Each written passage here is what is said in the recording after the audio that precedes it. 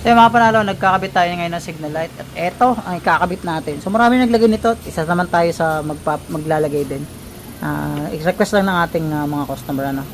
So yan, ipapasok natin sa loob para malinis tignan. So sa ngayon is nagpo-porting tayo para pumasok yung signal light na yan sa loob. So medyo malaki-laki pa yung space ng aking pinaporting. Ano na yung ating pinto to.